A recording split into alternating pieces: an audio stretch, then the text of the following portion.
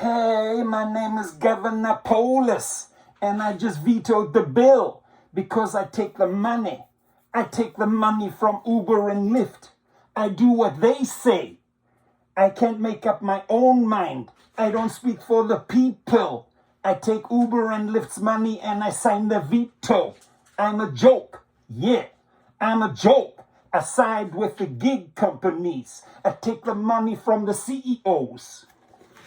Who are you, fool? Who are you, fool? All this effort went in to keep drivers safer, right? To keep drivers safer. In fact, this bill had passed, and then Colorado governor vetoes Uber, Lyft, and passenger safety bill on Friday afternoon that would require more safety features in ride-hailing services. I got to switch Siri off. She's bugging the crap out of me. Writing that legislation would risk the future of companies like Uber and Lyft in the state. Really? Writing that the legislation would risk the future of companies like Uber and Lyft in the state. Well, here's a guy. Everybody's doing the work. Everybody's bringing this bill along, right? Some really, really good ideas in there. And then, again, it's all how much money you pay, how much lobbyists you have in the arena, and the threats that you make. And these are usually just little idle threats. Like these are bluffs. I mean, the whole pattern of bluffs from Uber and Lyft has been going for years. But this guy took the bait. This chicken got out his veto pen and he said, you know what? I'm siding with Uber and Lyft.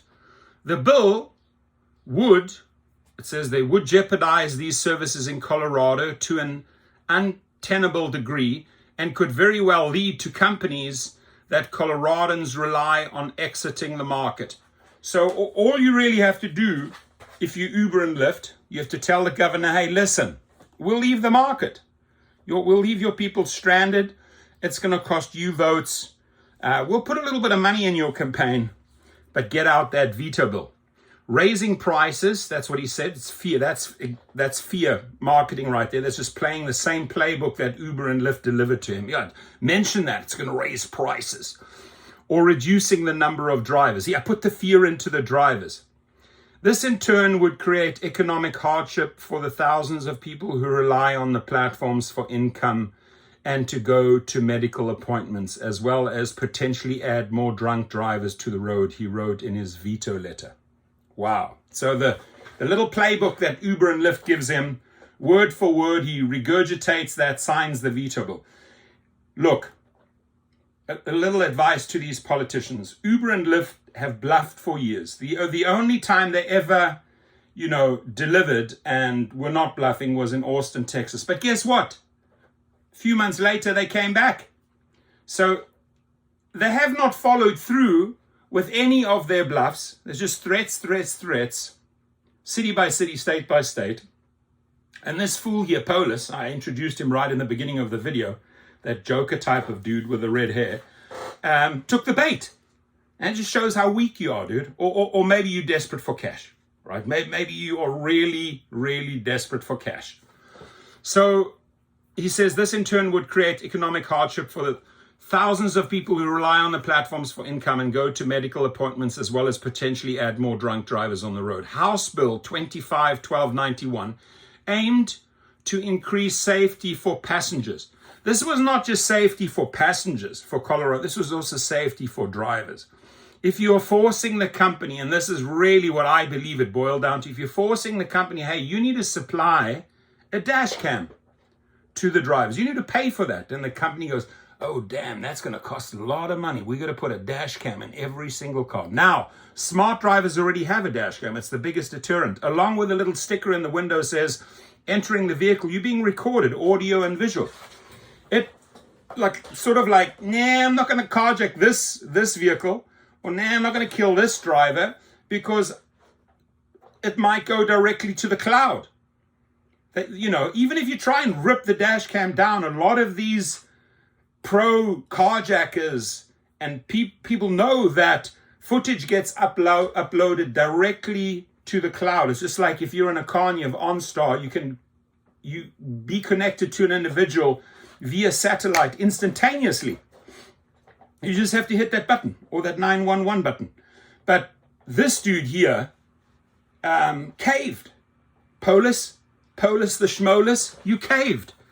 So this bill aimed to increase safety for passengers, including optional audio and visual recording during rides, and a ban on drivers offering their passengers food and drink. I don't think that if there's a ban on drivers offering passengers food and drink, okay, the driver doesn't have to buy food and he doesn't have to buy drinks, waters for his passengers anymore. You voted for that, right? The public voted for that. They think, oh, well, the water might be contaminated or poisoned. Okay, we cool. Well, we don't have to buy you food or drinks. That's fine. But a dash cam, my friends, is what everyone should have anyway.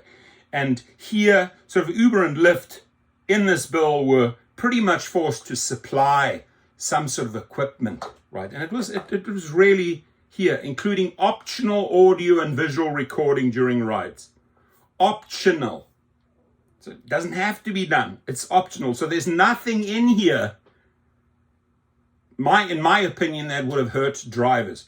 There's a lot in here that would have helped riders. Yet, your governor, Polis Schmolis, decide to use the veto bill, the veto pen. It would have also added some new background check requirements and allowed a person to sue instead of going to arbitration. Not a bad thing, my friends, right? Extra background checks should actually be both ways, right? But I'm all for strong background checks on both sides, drivers and riders alike. So if you want to make the background check stricter on the driver's side, okay, right? You're either a good driver or a bad driver. You either have a history of criminality or you don't. You're out there as a good person trying to make money on the platform. I hope those type of drivers are out there. Now, if you want to sue, Uber would always force you through arbitration. And I've been through arbitration twice. It takes years. It took 4 years to get a result, right? So you can't sue. So all of these protections really hand it over to the governor. Listen, protect us from this, and that. I don't know if there are Colorado drivers out there that were sort of anti this bill or that are celebrating and drinking champagne today because this bill was vetoed. This was good for you, drivers, had it passed. It would have been great for passengers had it passed. So some asshole called Holus Schmolis decided to F this all up.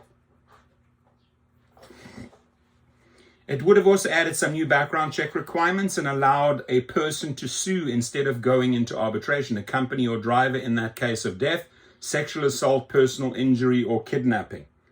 I would want to be able to sue as a mother or father if my kid died in a rideshare vehicle, right? The bill was sponsored by Representative Ginny Wilford. She brought it, a North Glen Democrat who said she was sexually assaulted by a driver last year. Prosecutors charged the man who allegedly attacked her earlier this month. Wilford is also suing Lyft over the incident. Now, come midterm elections, I don't know if this fool is up for election, but my friends, you have a lot of power as an individual, as a US citizen, when it comes to voting time. Just remember that, right? In a statement following the veto, the bill's sponsors wrote that Polis sided with the convenience